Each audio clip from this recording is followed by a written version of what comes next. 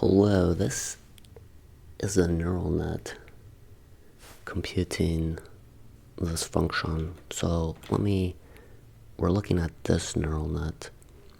It has a hidden layer with 3 units, one hidden layer, and it's computing Boolean functions of 3 dimensions.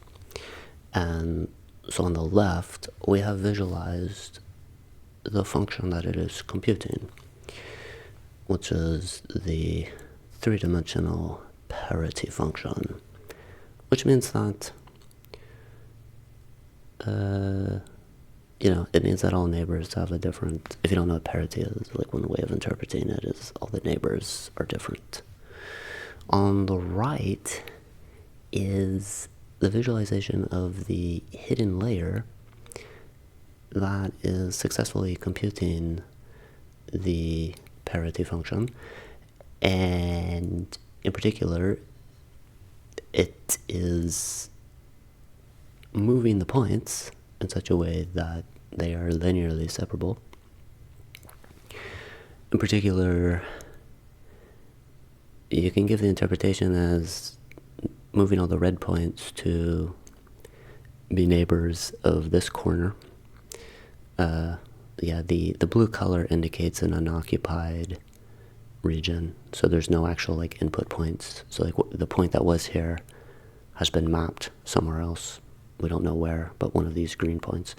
But anyway, so for the reds, we're mapping them, we're aligning them with this guy, except not the guy itself, but its neighbors, and similarly with the green points.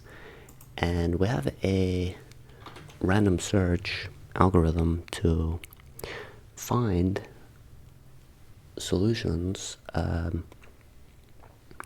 this one is more obvious.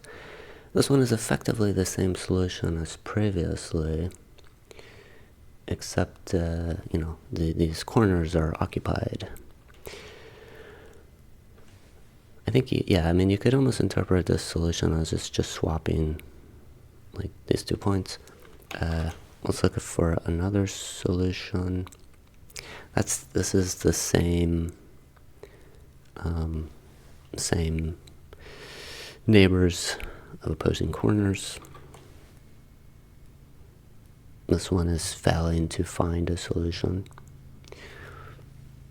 It does that sometimes. Yeah, I'm just using a random search. Okay, so this is kind of like a novel. This is a solution we haven't seen so far.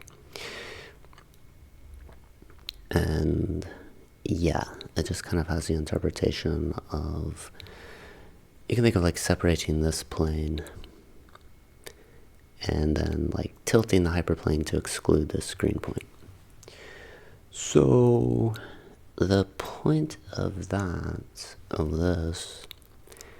is the idea of we're doing random search and we're basically getting the same solution frequently.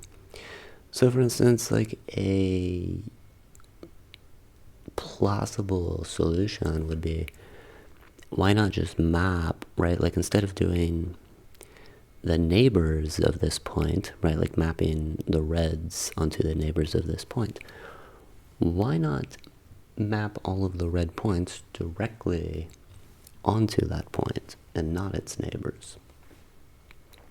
And that's where impossibility is manifest. And it's a weird so we're going to answer that, and that'll be the rest of the video. So here I have yet another visualization of the hidden layer. Right, so this column would be the function that the first unit in the hidden layer is computing. This row is 0, 0, 0, 0, 0, 1, so forth. And this column is the parity function. So it's a table representation of what we were looking at in 3D. And what we had asked in the 3D case was, what if I take all of the green points? Let's say the green points correspond to 1, like as an output, right? Like the green is the output label, so let's say it's a 1. Let's say like this point is, we don't actually know what this point is, but let's say it's like 0, 1, 1, and this other point is say like 1, 0, 0. Right, so we were asking, why don't we, instead of always putting these points on the neighbors of this point, why don't we just put them on the point itself? Like, that's what we're asking. So we're going to do that. And this little app has the property that, well let me just fill it out. Okay, so like this is a 1 point. So I think we said we're going to map them to 0, 1, 1. And then this is a red point. So we're going to map them to, 1, 0, 0. Another 1, 0, 0. And then a 0, 1, 1. So the columns become red when we have produced a non-linearity. In particular, the top 4 rows here you can interpret as one of the faces, and the pattern of 0, 1, 1, or 0, 0, it's not going to work. 0, 1, 1, 0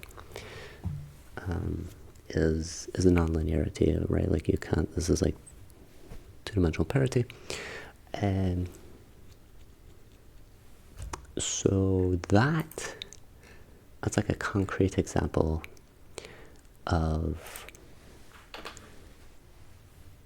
why the neural net solutions, they never say like separate the greens and the reds onto a single pair of points. Yeah. So that seems cool.